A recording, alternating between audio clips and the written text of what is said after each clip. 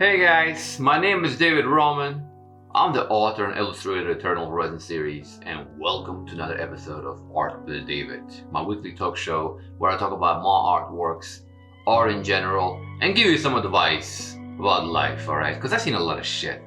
So anyway, this week's episode is going to be dedicated to Dune, one of my favorite sci-fi book series, probably the best sci-fi book series out there, and one of the biggest influences on my story.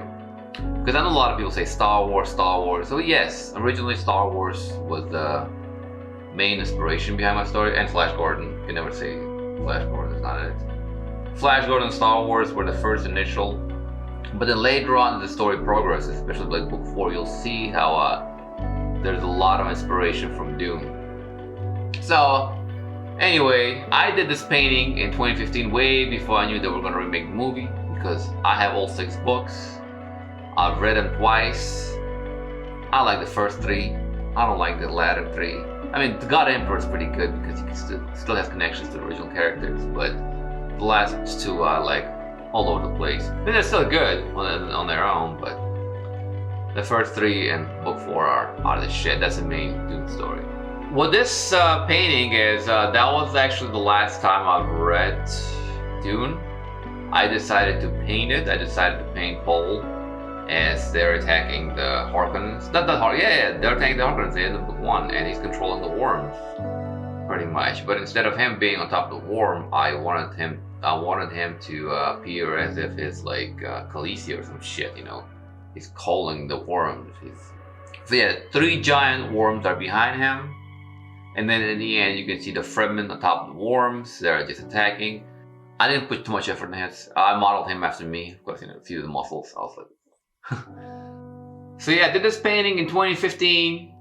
It was just a fan art piece, you know, not much. I love Dune. I wanted to do something about it, just, you know, dedicate something to it. And then in 2021, when NFT craze started happening, I was like, you know what? Technically, Dune is classic, right? I won't like Frank Herbert's passed away.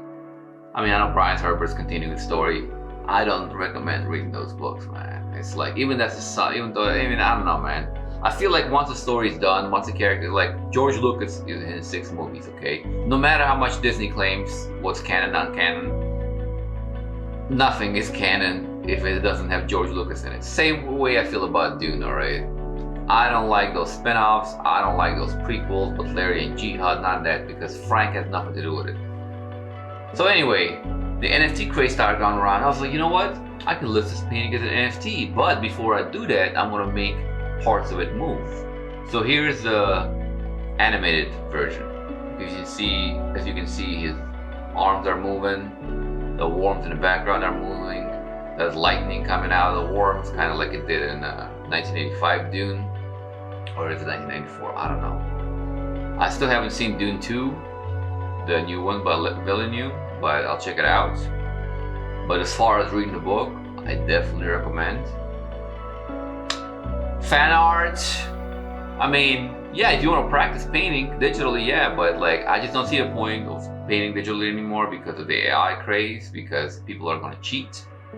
I stopped doing digital art. I still do traditional art, just stick it to the fucking, you know, AI people. But I don't do digital art anymore. I might do them for my illustrations, my book illustrations, but that's about it. Alright, I hope you enjoyed this week's episode on Dune. Fantastic series. Check out Dune. Check out my books. They're not as mature as Dune.